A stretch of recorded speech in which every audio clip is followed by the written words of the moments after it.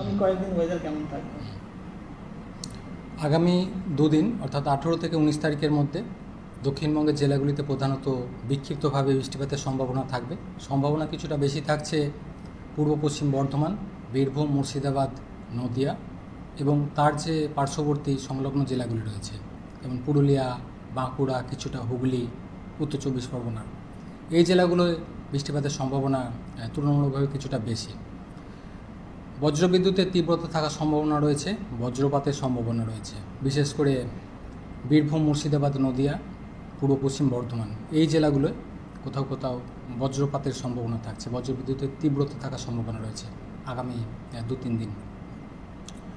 অন্যান্য জেলাগুলোয় হালকা ধরনের বৃষ্টিপাতের সম্ভাবনা থাকবে 18 থেকে 19 তারিখের মধ্যে, তবে বিক্ষিপ্তভাবে, অর্থাৎ সব জায়গায় হয়তো থাকবে না। বৃষ্টিপাতের সম্ভাবনা কিছুটা বাড়বে 20 থেকে 21 তারিখের মধ্যে। হালকা থেকে মাঝারি ধরনের বৃষ্টিপাতের সম্ভাবনা থাকছে দক্ষিণবঙ্গের জেলাগুলিতে 20 থেকে 21 তারিখের মধ্যে।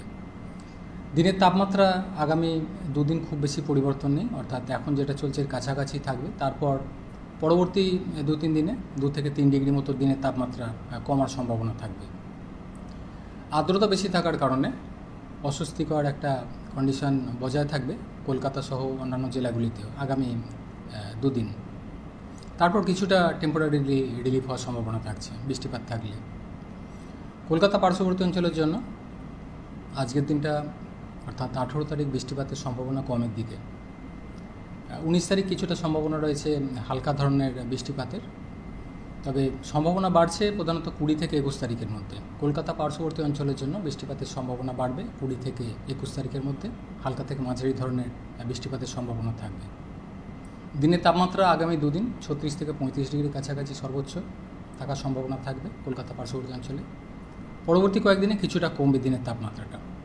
আর্দ্রতা বেশি থাকার কারণে গরম অস্বস্তি এটা বেশি থাকবে আগামী 1-2 দিন। পশ্চিমের জেলাগুলোয় পুরুলিয়া, বাঁকুড়া, পশ্চিম বর্ধমান, কিছুটা ঝাড়গ্রাম, পশ্চিম মেদিনীপুর, এই জেলাগুলোয় তাপমাত্রা কিছুটা বেশির দিকে থাকবে, কোথাও কোথাও 38-39 ডিগ্রির কাছাকাছি। ফলে গরম অস্বস্তিকর কন্ডিশন থাকবে এই জেলাগুলোয় আগামী 2 দিন। তারপর কিছুটা তাপমাত্রা কমবে। উত্তরবঙ্গের ক্ষেত্রে বৃষ্টিপাত বেশি থাকবে উত্তরবঙ্গের উত্তরের জেলাগুলো, অর্থাৎ জলপাইগুড়ি, আলিপুরদুয়ার, কোচবিহার, দার্জিলিং, কালিম্পং, এই জেলাগুলোয় আগামী 5-6 দিন ভারী থেকে অতি ভারী বৃষ্টির সম্ভাবনা রয়েছে। অন্যান্য যে জেলাগুলি রয়েছে মালদা, 2 দিনাজপুর, প্রধানত হালকা থেকে মাঝারি ধরনের বৃষ্টিপাতের সম্ভাবনা থাকবে। কিছুটা সম্ভাবনা রয়েছে ভারী বৃষ্টির উত্তর দিনাজপুরের জন্য 19 থেকে 21 তারিখের মধ্যে। 2-1 জায়গায় ভারী বৃষ্টির সম্ভাবনা রয়েছে উত্তর দিনাজপুরের ক্ষেত্রেও। বৃষ্টিপাত বেশি থাকবে প্রধানত উত্তরের 5টা জেলা, জলপাইগুড়ি, কোচবিহার, আলিপুরদুয়ার এবং সেই সাথে দার্জিলিং, কালিম্পং, এই জেলাগুলোতে ভারী থেকে অতি ভারী বৃষ্টির সম্ভাবনা রয়েছে আগামী 5-6 দিন। ফলে পাহাড়ি এলাকায় ভূমিধসের সম্ভাবনা থাকবে, নিচু এলাকায় জল জমার সম্ভাবনা থাকবে উত্তরবঙ্গের জন্য। কলকাতা পার্শ্ববর্তী অঞ্চলের জন্য আজকের দিনটা অর্থাৎ 18 তারিখ বৃষ্টিপাতের সম্ভাবনা কমের দিকে।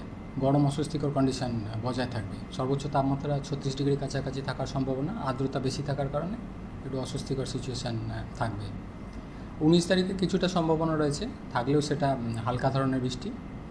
সম্ভাবনা বাড়বে প্রধানত 20 থেকে 21 তারিখের মধ্যে কলকাতা পার্শ্ববর্তী অঞ্চলের জন্য। হালকা থেকে মাঝারি ধরনের বৃষ্টিপাতের সম্ভাবনা থাকবে কলকাতা পার্শ্ববর্তী অঞ্চলের জন্য 20 থেকে 21 তারিখের মধ্যে।